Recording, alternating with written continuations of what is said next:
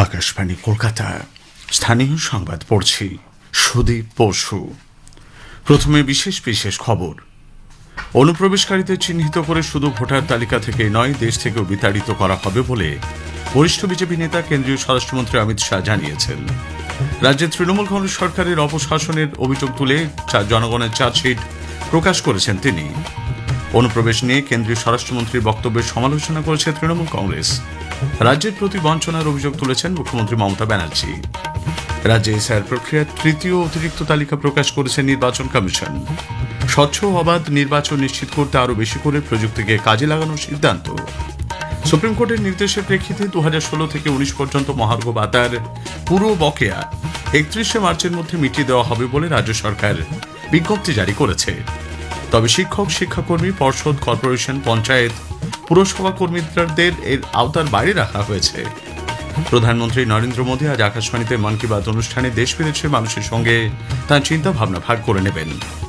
IPL cricket প্রতিযোগিতায় Kolkata night Riders আজ ওয়াংখেড়ে স্টেডিয়ামে মুম্বাই ইন্ডিয়ান্সের মুখোমুখি হবে। আসছি বিস্তারিত খবরে। অনুপ্রবেশকারীদের চিহ্নিত করে শুধু ভোটার তালিকা থেকে নয়, দেশ থেকে বিতাড়িত করা হবে বলে বরিষ্ঠ বিজেপি নেতা তথা কেন্দ্রীয় স্বরাষ্ট্রমন্ত্রী অমিত শাহ ফের জানিয়েছেন। গতকাল কলকাতায় তৃণমূল কংগ্রেস সরকারের বিরুদ্ধে জনগণের চার্জশিট নথি প্রকাশ করে সাংবাদিকদের কাছে শ্রী শাহ বলেন, আসন্ন বিধানসভা নির্বাচন শুধু বাংলার জন্য নয়, দেশের নিরাপত্তার জন্য অত্যন্ত গুরুত্বপূর্ণ। তিনি বলেন, আসামে বিজেপি সরকার গঠনের পর অনুপ্রবেশ অনেকাংশে বন্ধ হয়েছে। এখন একমাত্র পশ্চিমবঙ্গ দিয়েই অনুপ্রবেশ হচ্ছে। मित्रों, बंगाल का ये चुनाव बंगाल के लिए तो महत्वपूर्ण है ही है, परंतु पूरे देश के लिए महत्वपूर्ण। पूरे देश की सुरक्षा बंगाल के चुनाव के साथ एक प्रकार से जुड़ी है। असम में भारतीय जनता पार्टी की सरकार बनने के बाद असम से घुसपैठ कमोबेश समाप्त हो गई। अब एक ही रास्ता बचा है जहां से घुसपैठ होकर पूरे देश के अंदर घुसपैठिए फैलते हैं और देश की सुरक्षा के साथ खिलवाड़ कर। इसलिए बंगाल का एक चुनाव बंगाल के लिए महत्वपूर्ण है कई मायनों में, और देश की सुरक्षा की दृष्टि से देश के लिए भी महत्वपूर्ण। এসআইআর প্রক্রিয়া নিয়ে তৃণমূল কংগ্রেস সরকারের কড়া সমালোচনা করে শ্রী শাহ বলেন, দেশের অন্যান্য রাজ্যে শান্তিপূর্ণভাবে এসআইআর হলেও একমাত্র পশ্চিমবঙ্গে এমন পরিস্থিতি তৈরি হয়েছে যে সুপ্রিম কোর্টকে জুডিশিয়াল অফিসার নিয়োগ করতে হয়েছে। 15 বছর আগে মামাটি মানুষের স্লোগান দিয়ে ক্ষমতায় আসা সরকার মানুষের সঙ্গে প্রতারণা করেছে বলেও অভিযোগ করেন শ্রী শাহ।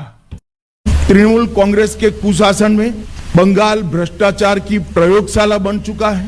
ऊपर से नीचे तक सफेद पोष आपराधिक सिंडिकेट जनता को परेशान कर रहे हैं, और विकास के अभाव में बंगाल इंडस्ट्री के लिए एक प्रकार से ग्रेवयार्ड बन चुका है। यहाँ घुसपैठियों को प्रोटेक्शन दिया जाता है। तुष्टीकरण को अपना मिशन बना चुकी है सरकार। भ्रष्टाचारी प्रस्तापित रूप से राजनीतिक सिस्टम में पहुंच चुके हैं। कट मनी का कलेक्शन आम बात हो चुका है, और सिंडिकेट पर नो एक्शन ये सरकार का स्वभाव बन चुका। এদিকে অনুপ্রবেশ নিয়ে অমিত শাহের বক্তব্যের সমালোচনা করেছে তৃণমূল কংগ্রেস। গতকাল এক সাংবাদিক সম্মেলনে দলের নেতা তথা শিক্ষামন্ত্রী ব্রাত্য বসু বলেন, অনুপ্রবেশের মাধ্যমে দেশের নিরাপত্তা বিঘ্নিত হওয়ার যে অভিযোগ বিজেপি করছে তা সঠিক নয়। আপনি এখানে এসে তৃণমূলকে চার্জশিট দিচ্ছেন আর বলছেন নারী সুরক্ষা নেই। আপনার দপ্তর বলছে যে নারী সুরক্ষায় সব থেকে বেশি অসুরক্ষিত রাজ্য হচ্ছে উত্তরপ্রদেশ, দ্বিতীয় হচ্ছে মহারাষ্ট্র এবং তৃতীয় হচ্ছে রাজস্থান। তিনটেই বিজেপি শাসিত রাজ্য। আমাদের বকেয়া টাকা বছরের পর বছর আটকে রেখেছেন, সীমান্তকে সম্পূর্ণ অসুরক্ষিত অবস্থায় রেখে দিয়েছেন। বলছেন ডেমোগ্রাফি পাল্টে গেছে। কাদের জন্য পাল্টালো? এদিকে পুরুলিয়ার দুটি নির্বাচনী জনসভায় বিজেপির বিরুদ্ধে রাজ্যের প্রতি বঞ্চনার অভিযোগ তুলেছেন তৃণমূল কংগ্রেস নেত্রী তথা রাজ্যের মুখ্যমন্ত্রী মমতা ব্যানার্জি। রাজ্যে এসআইআর প্রক্রিয়ায় তৃতীয় অতিরিক্ত তালিকা প্রকাশ করেছে নির্বাচন কমিশন। গতরাতে এই তালিকা প্রকাশ করা হয়। তবে নিষ্পত্তি হওয়া কতজন ভোটারের নাম এই তৃতীয় অতিরিক্ত তালিকায় রয়েছে তা আলাদাভাবে প্রকাশে আসেনি। 28শে ফেব্রুয়ারি রাজ্যের চূড়ান্ত ভোটার তালিকার প্রাথমিক অংশ প্রকাশ করেছিল কমিশন। প্রতিদিন যাতে সাপ্লিমেন্টারি তালিকা প্রকাশ করা যায় সেজন্য আদালতের কাছে আবেদন করে কমিশন। স্বচ্ছ অবাধ নির্বাচন নিশ্চিত করতে নির্বাচন কমিশন এবার আরও বেশি করে প্রযুক্তিকে কাজে লাগাবে। কলকাতায় গতকাল এক সাংবাদিক বৈঠকে মুখ্য নির্বাচন আধিকারিক মনোজ কুমার আগরওয়াল কথা জানান। তিনি বলেন, এবার শুধু বুথের ভেতরের নিরাপত্তা নয়, বুথের বাইরেও সমান নজরদারি থাকবে। বুথের আশেপাশে ভোটারদের বাধা দেওয়া বা ভয় দেখানোর মতো ঘটনাকেও বুথ দখল হিসেবে ধরা হবে বলে স্পষ্ট জানানো হয়েছে। আপনারা জানেন কি আগে আমাদের সিসিটিভি শুধু একটাই থাকতো, আমাদের ওয়েবকাস্টিং ক্যামেরা ভিতরে থাকতো। কালীগঞ্জে আমরা 360 ডিগ্রিজ করেছিলাম ইনসাইড অ্যান্ড একটা আউটসাইড করেছিলাম। এখন কমিশন যে আছে গোটা কান্ট্রির জন্য একটা অর্ডার করেছে কি যেখানে যেখানে ইলেকশন হবে বা ইলেকশন হবে লোকসভা স্টেট অ্যাসেম্বলি ওখানে ক্যামেরা বুথে ভিতরেও থাকবে বাইরেও থাকবে। ক্রিটিক্যাল বুথে যদি 360 ডিগ্রিজ করতে হবে, এখনো বুথ এমন সাইজ আছে যেখানে একটা ক্যামেরা দিয়ে হবে না, এমন শেপ আছে যেখানে একটা ক্যামেরা দিয়ে হবে না, ওখানে 2 ক্যামেরা ভিতর भी লাগতে পারে। এসআইআর প্রক্রিয়ায় 3 দফা অতিরিক্ত তালিকা প্রকাশের পরও তৃণমূল কংগ্রেসের একাধিক প্রার্থীর নাম এখনও বিবেচনাধীন থাকায় তাদের প্রার্থীপদ নিয়ে জটিলতা তৈরি হয়েছে। বিষয়টি নিয়ে দলের তরফে কলকাতা হাইকোর্টের দৃষ্টি আকর্ষণ করা হয়েছে বলে খবর। এদিকে কংগ্রেসও বিষয়টি দ্রুত নিষ্পত্তির দাবি জানিয়ে রাজ্যের মুখ্য নির্বাচনী আধিকারিককে চিঠি দিয়েছে। ভোট প্রশিক্ষণ কেন্দ্রে কর্মীদের নিরাপত্তা সুনিশ্চিত করার দাবি জানিয়ে সংগ্রামী যৌথ মঞ্চ নির্বাচন কমিশনকে চিঠি দিয়েছে। নদিয়ার রানাঘাটে ভোট কর্মীর ওপর আক্রমণের ঘটনায় নিরপেক্ষ তদন্ত ও দোষীদের বিরুদ্ধে বিভাগীয় ব্যবস্থা গ্রহণেরও দাবি জানানো হয়েছে। এদিকে শিলিগুড়িতে প্রশিক্ষণ চলাকালীন নিরাপত্তা দাবিতে কেন্দ্রীয় বাহিনী মোতায়েনের দাবি তুলেছেন ভোটকর্মীরা। রানাঘাটের ঘটনায় নিজামুদ্দিন সর্দার ও মানস ব্যানার্জি নামে 2 ব্যক্তিকে গ্রেপ্তার করেছে পুলিশ। দুজনেই ব্লক অফিসে কর্মরত। ধৃতদের গতকাল আদালতে তোলা হলে জামিন মঞ্জুর হয়েছে। রাজ্যে 294টি বিধানসভা আসনে কংগ্রেস প্রার্থী দেবে। গতকাল দিল্লিতে কংগ্রেসের হাইকমান্ডের এক উচ্চ পর্যায়ের বৈঠকে এই প্রার্থী তালিকা চূড়ান্ত হয় বলে সূত্রের খবর। পশ্চিমবঙ্গের এআইসিসির পর্যবেক্ষক গুলাম আহমেদ মীর জানিয়েছেন, আপাতত 286টি আসনের প্রার্থী তালিকা আজ প্রকাশিত হতে পারে। স্থানীয় সংবাদ শুনছেন আকাশবাণী কলকাতা কেন্দ্র থেকে। ভোটের দামামা বেজে ওঠার সঙ্গে সঙ্গে জেলাগুলিতে শুরু হয়েছে প্রস্তুতি। এই নির্বাচনে অন্যতম গুরুত্বপূর্ণ জেলা হল পুরুলিয়া। এক নজরে দেখে নেওয়া যাক এই জেলার ভোট চিত্র। পলাশের দেশ পুরুলিয়ায় ভোট এসেছে জেলার 2 ম্যাসকট পলাশ শিমুলের হাত ধরে। রাজ্যের একেবারে পশ্চিমে থাকা এই জেলায় রয়েছে নিজস্ব কৃষ্টি ও সংস্কৃতি, তার প্রতিফলনও দেখা যায় নির্বাচনে। এবার প্রথম দফাতেই পুরুলিয়ার মোট 9টি বিধানসভা আসনে নির্বাচন অনুষ্ঠিত হতে চলেছে। এই জেলার বান্দোয়ান এবং মানবাজার আসন দুটি তপশিলি উপজাতি এবং পাড়া ও রঘুনাথপুর আসন তপশিলি জাতির জন্য সংরক্ষিত। এছাড়াও বাকি 5টি অসংরক্ষিত আসনের মধ্যে রয়েছে পুরুলিয়া, জয়পুর, বাগমুন্ডি, কাশীপুর ও বলরামপুর বিধানসভা আসন। জেলার 9টি আসনে এবার মোট ভোটার রয়েছেন 22,37,294 জন। মহিলা ভোটার 10,89,007 জন। নতুন ভোটার তালিকা অনুযায়ী জেলায় 18 থেকে 19 বছর বয়সী ভোটার রয়েছেন 21,934 জন। এবারের নির্বাচনে জেলার মোট 2062টি জায়গায় ভোট কেন্দ্র করা হবে, যেখানে বুথের সংখ্যা হবে 2529। জেলায় ক্রিটিক্যাল পোলিং স্টেশনের সংখ্যা 1003টি, সংকটপ্রবণ ভোট কেন্দ্র বা ভালনারেবল পোলিং স্টেশনের সংখ্যা 137টি। অনির্বাণ বন্দ্যোপাধ্যায়, আকাশবাণী সংবাদ, পুরুলিয়া। সুপ্রিম কোর্টের নির্দেশের প্রেক্ষিতে 2016 থেকে 19 পর্যন্ত মহার্ঘ ভাতার পুরো বকেয়া 31 মার্চের মধ্যে মিটিয়ে দেওয়া হবে বলে রাজ্য সরকার বিজ্ঞপ্তি জারি করেছে। এক দফাতে রাজ্য সরকারি কর্মী ও অবসরপ্রাপ্তদের এই বকেয়া দিয়ে দেওয়া হবে। উল্লেখ্য, শিক্ষক, শিক্ষাকর্মী, বোর্ড, কর্পোরেশন, পঞ্চায়েত, পুরসভা কর্মীদের এই হিসেবের বাইরে রাখা হয়েছে। প্রধানমন্ত্রী নরেন্দ্র মোদী আজ আকাশবাণীতে মন কি বাত অনুষ্ঠানে দেশ বিদেশের মানুষের সঙ্গে তাঁর চিন্তাভাবনা ভাগ করে নেবেন। এটি হবে মাসিক এই বেতার অনুষ্ঠানের 132তম পর্ব। আকাশবাণী ও দূরদর্শনের সবকটি চ্যানেলে সকাল 11টা থেকে এই অনুষ্ঠান শোনা যাবে। এবারের আইপিএল ক্রিকেট প্রতিযোগিতায় আজ কলকাতা নাইট রাইডার্স তাদের প্রথম ম্যাচে মুম্বাই ইন্ডিয়ান্সের মুখোমুখি হবে। মুম্বাইয়ের ওয়াংখেড়ে স্টেডিয়ামে খেলা শুরু হবে সন্ধে 7:30টায়। স্থানীয়ভাবে কোথাও কোথাও বজ্রগর্ভ মেঘের সঞ্চার হয়ে বৃষ্টির সম্ভাবনা থাকলেও সামগ্রিকভাবে সারা রাজ্যে আজ থেকে বৃষ্টির পরিমাণ কিছুটা কমবে। এদিকে আগামীকাল পর্যন্ত দিনের তাপমাত্রা কম থাকার সম্ভাবনা থাকলেও এপ্রিল মাসের শুরু থেকেই বাড়তে পারে তাপমাত্রা। শেষ করার আগে স্থানীয় সংবাদের বিশেষ কিছু অংশ আরও একবার। অনুপ্রবেশকারীদের চিহ্নিত করে শুধু ভোটার তালিকা থেকেই নয়, দেশ থেকেও বিতাড়িত করা হবে বলে বরিষ্ঠ বিজেপি নেতা কেন্দ্রীয় স্বরাষ্ট্রমন্ত্রী অমিত শাহ জানিয়েছেন। অনুপ্রবেশ নিয়ে কেন্দ্রীয় স্বরাষ্ট্রমন্ত্রীর বক্তব্যের সমালোচনা করেছে তৃণমূল কংগ্রেস। স্থানীয় সংবাদ শেষ হল। আকাশবাণী খবর পড়ছি শুভব্রত মুখোপাধ্যায়। বিশেষ খবর। গুরুত্বপূর্ণ দপ্তরের মন্ত্রীদের নিয়ে গতকাল দিল্লিতে এক বৈঠকে প্রতিরক্ষামন্ত্রী রাজনাথ সিং পশ্চিম এশিয়ার পরিস্থিতি নিয়ে সক্রিয়, সমন্বিত ও দূরদর্শী দৃষ্টিকোণের উপর জোর দিতে বলেছেন। প্রধানমন্ত্রী নরেন্দ্র মোদী আজ আকাশবাণীতে মন কি বাত অনুষ্ঠানে তাঁর চিন্তাভাবনা দেশ বিদেশের মানুষের সঙ্গে ভাগ করে নেবেন। বরিষ্ঠ বিজেপি নেতা তথা কেন্দ্রীয় স্বরাষ্ট্রমন্ত্রী অমিত শাহ বলেছেন, পশ্চিমবঙ্গের আসন্ন বিধানসভা নির্বাচন শুধু বাংলার জন্য নয়, দেশের নিরাপত্তার সঙ্গে ওতপ্রোতভাবে জড়িত।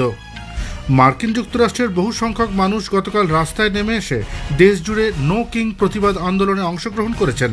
এই আন্দোলন সংগঠিত হয়েছে রাষ্ট্রপতি ডোনাল্ড ট্রাম্পের বিভিন্ন নীতির বিরোধিতা করে। নেপালে উচ্চপদস্থ রাজনৈতিক নেতাদের সম্পত্তির হিসেব খতিয়ে দেখার জন্য একটি কমিটি গঠন করা হবে বলে সেদেশের নতুন সরকার ঘোষণা করেছে। ভারত অনূর্ধ্ব-20 সাফ ফুটবল চ্যাম্পিয়নশিপের সেমিফাইনালে উঠেছে। আসছে বিস্তারিত খবরে। প্রতিরক্ষামন্ত্রী রাজনাথ সিং পশ্চিম এশিয়ার পরিস্থিতি নিয়ে সক্রিয়, সমন্বিত ও দূরদর্শী দৃষ্টিকোণের উপর জোর দিতে বলেছেন। গত সন্ধ্যায় নতুন দিল্লিতে তাঁর নেতৃত্বে প্রবীণ মন্ত্রীদের একটি বৈঠক হয়। তাতে উপস্থিত ছিলেন নির্মলা সীতারামন, হরদীপ সিং পুরী, জেপি নাড্ডা, জিতেন্দ্র সিং, কে রামমোহন নাইডু সহ আরও কয়েকজন প্রবীণ মন্ত্রী। প্রতিরক্ষামন্ত্রী জানান, জ্বালানি সরবরাহের ঝুঁকি, সাধারণ মানুষের নিত্য প্রয়োজনীয় জিনিসপত্রের সহজলভ্যতা, পরিকাঠামো ক্ষেত্রকে সুদৃঢ় রাখা ও দেশের সরবরাহ শৃঙ্খলকে মজবুত রাখা নিয়ে বৈঠকে আলোচনা হয়েছে। শ্রী সিং সংশ্লিষ্ট মন্ত্রকের অধিকারপ্রাপ্ত সচিব গোষ্ঠীকে পরিস্থিতির দিকে নিবিড়ভাবে নজর রেখে যে কোনো পরিস্থিতির জন্য প্রস্তুত থাকতে বলেন। পাশাপাশি তিনি দপ্তরগুলির মধ্যে উচ্চ পর্যায়ের বোঝাপড়া তৈরি এবং দ্রুত সিদ্ধান্ত নেওয়ার উপযোগিতার উপর জোর দিতে বলেছেন। সব সিদ্ধান্তই ঐক্যবদ্ধভাবে নির্দিষ্ট সময়ের মধ্যে শেষ করতে হবে বলে শ্রী সিং আবারও মনে করিয়ে দিয়েছেন। তিনি জনসাধারণের সুবিধার্থে সংশ্লিষ্ট মন্ত্রকগুলির সমস্ত পদক্ষেপ ও নতুন তথ্য ও নির্দেশাবলী এমআইবি হোয়াটসঅ্যাপ চ্যানেলে আপলোড করার জন্য মন্ত্রীদের অনুরোধ করেছেন। তিনি আরও বলেন, ভুয়ো খবর যাতে না ছড়ায় সেদিকে বিশেষভাবে নজর দিতে হবে, যাতে দেশের নাগরিকরা বিভ্রান্ত না হন। গুজরাটের ওয়াদিনার বন্দরে এলপিজি বোঝাই আরও একটি পণ্যবাহী জাহাজ এসে পৌঁছেছে। জগবসন্ত নামের এই জাহাজটি 47,000 মেট্রিক টন এলপিজি নিয়ে কুয়েত থেকে রওনা হয়েছিল। যাত্রাপথে জাহাজটি অত্যন্ত সতর্কতার সঙ্গে স্পর্শকাতর হরমুজ প্রণালী অতিক্রম করে সফলভাবে ভারতীয় উপকূলে পৌঁছেছে। মোট এলপিজির মধ্যে 17,000 মেট্রিক টন পাঠানো হবে কান্ডালা বন্দরে। বাকি অংশ মুম্বাই এবং নিউ ম্যাঙ্গালোর বন্দরে সরবরাহ করা হবে। এর ফলে দেশের পশ্চিম ও দক্ষিণ অংশে রান্নার গ্যাসের যোগান স্বাভাবিক থাকবে বলে আশা করা হচ্ছে। এই বিষয়ে দীনদয়াল পোর্ট অথরিটির চেয়ারম্যান সুশীল কুমার সিং সংবাদ মাধ্যমকে জানিয়েছেন, जग वसंत वाड़ीनार में है। कल रात में 8:30 बजे आया था। 17,000 टन एलपीजी मदर से डॉटर वेसल को ट्रांसफर किया जाएगा और ये 17,000 टन लेकर के कांडला पोर्ट आ जाएगा। जो बाकी बची हुई क्वांटिटी मदर वेसल में एमटी जग वसंत में है, वो आगे मुंबई पोर्ट और न्यू मैंगलोर पोर्ट की तरफ डिस्पैच होगा। প্রধানমন্ত্রী নরেন্দ্র মোদী বৈশ্বিক চ্যালেঞ্জের মুখে জাতীয় সংহতি ও সম্মিলিত প্রচেষ্টার উপর জোর দিতে বলেছেন। তিনি সংসদে এ বিষয়ে দীর্ঘ আলোচনা করেছেন। পাশাপাশি মুখ্যমন্ত্রীদের সঙ্গে আলোচনাতেও পশ্চিম এশিয়ায় সংঘাতের আবহে উদ্ভূত পরিস্থিতি নিয়ে কথাবার্তা বলেছেন। গতকাল উত্তরপ্রদেশের গৌতম বুদ্ধ নগরে নয়ডা আন্তর্জাতিক বিমানবন্দরের প্রথম পর্বের উদ্বোধন করে তিনি বলেন, জনসাধারণকে শান্ত মনে ধৈর্যের সঙ্গে পরিস্থিতির মোকাবিলা করতে হবে। पश्चिम एशिया में युद्ध की वजह से खाने पीने के सामान, पेट्रोल, डीजल, गैस, खाद, ऐसी कई जरूरी चीजों का चारों तरफ संकट पैदा हो गया है। हमारा भारत इस संकट का पूरी शक्ति से मुकाबला कर रहा है, देशवासियों की ताकत के भरोसे कर रहा है। भारत तो बहुत बड़ी मात्रा में कच्चा तेल और गैस इस युद्ध से प्रभावित इलाके से मंगाता है। इसलिए सरकार हर वो कदम उठा रही है जिससे सामान्य परिवारों पर इस संकट का बोझ न पड़े। শ্রী মোদী আরও বলেন, ভারত সরকারের কৌশল ও নীতি একটাই, তা হলো দেশ ও দেশবাসীর স্বার্থকে সর্বাধিক গুরুত্ব দেওয়া। তিনি মনে করেন, দেশের স্বার্থে সবকটি রাজনৈতিক দলই ঐক্যবদ্ধ হয়ে সরকারের পাশে থাকবে। প্রধানমন্ত্রী নরেন্দ্র মোদী আজ আকাশবাণীতে মন কি বাত অনুষ্ঠানে দেশ বিদেশের মানুষের সঙ্গে তাঁর চিন্তাভাবনা ভাগ করে নেবেন। এটি হবে মাসিক এই বেতার অনুষ্ঠানের 132তম পর্ব। আকাশবাণী ও দূরদর্শনের সবকটি চ্যানেলে সকাল 11টা থেকে এই অনুষ্ঠান শোনা যাবে। আকাশবাণীর সংবাদ website, news on AIR mobile app, Akashvani ও দূরদর্শনের সংবাদ বিভাগ, প্রধানমন্ত্রীর দপ্তর ও তথ্য সম্প্রচার মন্ত্রকের ইউটিউব চ্যানেলেও অনুষ্ঠানটি শোনা যাবে। বরিষ্ঠ বিজেপি নেতা কেন্দ্রীয় স্বরাষ্ট্রমন্ত্রী অমিত শাহ বলেছেন, আসন্ন বিধানসভা নির্বাচন শুধু বাংলার জন্য নয়, দেশের নিরাপত্তার সঙ্গে ওতপ্রোতভাবে জড়িত। কলকাতায় গতকাল তৃণমূল কংগ্রেস সরকারের বিরুদ্ধে জনগণের চার্জশিট নথি প্রকাশ করে সাংবাদিকদের কাছে শ্রী শাহ বলেন, অসমে বিজেপি সরকার গঠনের পর অনুপ্রবেশ অনেকাংশে বন্ধ হয়েছে। এখন একমাত্র পশ্চিমবঙ্গ দিয়ে অনুপ্রবেশ হচ্ছে। তাই দেশের সুরক্ষার জন্য এই নির্বাচন অত্যন্ত গুরুত্বপূর্ণ। এসআইআর নিয়ে তৃণমূল কংগ্রেসের কড়া সমালোচনা করে শ্রী শাহ বলেন, দেশের অন্যান্য রাজ্যে শান্তিপূর্ণভাবে এসআইআর হলেও একমাত্র পশ্চিমবঙ্গে এমন পরিস্থিতি তৈরি হয়েছে যে সুপ্রিম কোর্টকে জুডিশিয়াল অফিসার নিয়োগ করতে হয়েছে। পশ্চিমবঙ্গে এসআইআর প্রক্রিয়ায় তৃতীয় অতিরিক্ত তালিকা প্রকাশ করেছে নির্বাচন কমিশন। গতরাতে এই তালিকা প্রকাশ করা হয়। তবে নিষ্পত্তি হওয়া কতজন ভোটারের নাম এই তৃতীয় অতিরিক্ত তালিকায় রয়েছে তা আলাদাভাবে প্রকাশ্যে আসেনি। খবর শুনছেন আকাশবাণী থেকে। মার্কিন যুক্তরাষ্ট্রের বহু সংখ্যক মানুষ গতকাল রাস্তায় নেমে এসে দেশ জুড়ে নো কিং প্রতিবাদ আন্দোলনে অংশগ্রহণ করেন। এই আন্দোলন সংগঠিত হয়েছে রাষ্ট্রপতি ডোনাল্ড ট্রাম্পের বিভিন্ন নীতির বিরোধিতা করে। আন্দোলনকারীরা জানিয়েছেন, ইরানের সঙ্গে সাম্প্রতিক যুদ্ধ পরিস্থিতিতে দেশের জীবন ধারণের খরচ অনেকটাই বেড়ে গেছে। এর ফলে ক্ষতিগ্রস্ত হচ্ছেন সাধারণ নাগরিকরা। মার্কিন যুক্তরাষ্ট্রের এক উপকূল থেকে অন্য উপকূল পর্যন্ত বিস্তৃত ছিল এই আন্দোলন। বড় শহর তো বটেই, ছোট ছোট শহর ও গ্রামাঞ্চলেও বিক্ষোভ সমাবেশ ছড়িয়ে পড়েছে। বহু পুরনো রিপাবলিকান প্রভাবিত এলাকাতেও বিক্ষোভ ছিল চোখে পড়ার মতো। নিউ ইয়র্কে বিক্ষোভকারীরা মিউটাউন ম্যানহাটন থেকে বিশাল মিছিল বের করেন। তারা ট্রাম্প প্রশাসনের বিরুদ্ধে অভিবাসন নীতি ও ইরান যুদ্ধ সংক্রান্ত নানা ধরনের স্লোগান ও পোস্টার প্রদর্শন করেছেন। মার্কিন সেনাবাহিনীর কেন্দ্রীয় কমান্ড দুবাইয়ে তাদের ঘাঁটির ওপর ইরানের হামলার কথা অস্বীকার করেছেন। উল্লেখ্য, গতকাল ইরান জানিয়েছিল লুকোনো এই ঘাঁটিগুলিতে 500 মার্কিন সেনা ছিল। ইরান জানিয়েছিল নৌসেনাদের আক্রমণে ওই ঘাঁটিগুলি ক্ষতিগ্রস্ত হয়েছে। ইরানের সংবাদ সংস্থা জানিয়েছে, সেদেশের সেনাবাহিনীর মুখপাত্র হজরত খাতাম আল আনবিয়া জানিয়েছে, মোট 2টি লোকানো ঘাঁটির একটিতে 400 এবং অন্যটিতে 100 জন মার্কিন সেনা ছিল। ক্ষেপণাস্ত্র ও ড্রোনের আঘাতে সেগুলি প্রচণ্ডভাবে ক্ষতিগ্রস্ত হয়েছে। যদিও মার্কিন যুক্তরাষ্ট্র ইরানের এই দাবি মানতে নারাজ।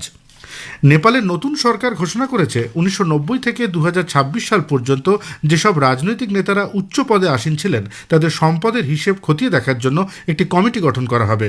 প্রধানমন্ত্রী বলেন্দ্র শাহ গতকাল প্রশাসনিক সংস্কার সম্পর্কিত 100 পয়েন্টের একটি ঘোষণাপত্র প্রকাশ করেন। তিনি জানান, উচ্চপদস্থ রাজনীতিবিদদের সম্পত্তি বিষয়ক তদন্ত কমিটি 15 দিনের মধ্যে গঠিত হবে। উল্লেখ্য, জেন জি আন্দোলনের জেরে পদত্যাগী প্রধানমন্ত্রী কেপি শর্মা ওলিকে গতকালই গ্রেপ্তার করা হয়। জেনেভায় রাষ্ট্রসংঘের মানবাধিকার পরিষদের চলতি অধিবেশনে সদস্যরা পাকিস্তানে মানবাধিকার লঙ্ঘনের বিষয়ে উদ্বেগ প্রকাশ করে সেদেশকে দেওয়া বিশেষ বাণিজ্য মর্যাদা আরও নিবিড়ভাবে পর্যালোচনার আহ্বান জানিয়েছেন। উল্লেখ্য, পাকিস্তানকে দেওয়া ইউরোপীয় ইউনিয়নের generalised scheme of preferences plus বা জিএসপি প্লাস মর্যাদা তুলে নেবার জন্য গতকাল এক বৈঠকে বেশ কয়েকজন ইউরোপীয় রাজনীতিবিদ, মানবাধিকার কর্মী এবং রাজনৈতিক প্রতিনিধি পাকিস্তানের মানবাধিকার পরিস্থিতি নিয়ে উদ্বেগ প্রকাশ করেন। বৈঠকে ধর্মীয় নিপীড়ন, রাজনৈতিক দমনপীড়ন এবং মৌলিক অধিকার রক্ষায় পাক সরকারের ব্যর্থতা সংক্রান্ত অভিযোগগুলি উত্থাপিত হয়। শিল্প ও বাণিজ্য মন্ত্রী পীয়ূষ গোয়েল বলেছেন, খাদ্য নিরাপত্তা এবং জীবন ধারণের জন্য মাছ চাষ এদেশে অত্যন্ত গুরুত্বপূর্ণ ভূমিকা নিচ্ছে। দেশের 90 লক্ষ মানুষ এর উপর নির্ভরশীল। ছোট ছোট উদ্যোগ নিয়ে তারা নিবিড় মাছ চাষে সামিল হচ্ছেন। গতকাল ক্যামেরুনের ইয়াওন্ডেতে ডব্লিউটিওর মন্ত্রী পর্যায়ের 14তম বৈঠকে শিল্প ও বাণিজ্য মন্ত্রী একথা জানান। অভ্যন্তরীণ বাজারে জ্বালানির যোগান স্বাভাবিক রাখতে এবং মূল্যবৃদ্ধি নিয়ন্ত্রণে পেট্রোল রপ্তানির উপর নিষেধাজ্ঞা জারি করতে চলেছে রাশিয়া। আগামী 1 এপ্রিল থেকে পরিশোধিত পেট্রোল রপ্তানি নিষিদ্ধ করার জন্য রাশিয়ার উপপ্রধানমন্ত্রী আলেকজান্ডার নোভাক জ্বালানি মন্ত্রককে নির্দেশ দিয়েছেন। আবহাওয়া দপ্তর জানিয়েছে, জম্মু কাশ্মীর, লাদাখ, হরিয়ানা, চণ্ডীগড়, হিমাচল প্রদেশ, পাঞ্জাব এবং রাজস্থানে আজ বজ্রবিদ্যুৎ সহ বৃষ্টি ও শিলাবৃষ্টির সম্ভাবনা রয়েছে। অন্ধ্রপ্রদেশ, ছত্তিশগড়, গুজরাট, উত্তরপ্রদেশ, তামিলনাড়ু, হিমালয় সংলগ্ন পশ্চিমবঙ্গ সহ দেশের আরও কয়েকটি জায়গায় ঝড় বৃষ্টি হতে পারে বলেও পূর্বাভাস। ভারত অনূর্ধ্ব 20 সাফ ফুটবল চ্যাম্পিয়নশিপের সেমিফাইনালে উঠেছে। মালদ্বীপের মালে গতকাল বাংলাদেশের বিরুদ্ধে লিগ পর্বের ম্যাচটি 1-1 গোলে অমীমাংসিত থাকায় ভারত গ্রুপ বির শীর্ষে থেকে সেমিফাইনালে পৌঁছয়। আগামী 1 এপ্রিল সেমিফাইনালে ভারত ভুটানের বিরুদ্ধে খেলবে। শেষ করার আগে খবরের বিশেষ কিছু অংশ আরও একবার। গুরুত্বপূর্ণ দপ্তরের মন্ত্রীদের নিয়ে গতকাল দিল্লিতে এক বৈঠকে প্রতিরক্ষামন্ত্রী রাজনাথ সিং পশ্চিম এশিয়ার পরিস্থিতি নিয়ে সক্রিয়, সমন্বিত ও দূরদর্শী দৃষ্টিকোণের উপর জোর দিতে বলেছেন। প্রধানমন্ত্রী নরেন্দ্র মোদী আজ আকাশবাণীতে মন কি বাত অনুষ্ঠানে তার চিন্তাভাবনা দেশ বিদেশের মানুষের সঙ্গে ভাগ করে নেবেন। নেপালে উচ্চপদস্থ রাজনৈতিক নেতাদের সম্পত্তির হিসেব খতিয়ে দেখার জন্য একটি কমিটি গঠন করা হবে বলে সেদেশের নতুন সরকার ঘোষণা করেছে। খবর শেষ হলো।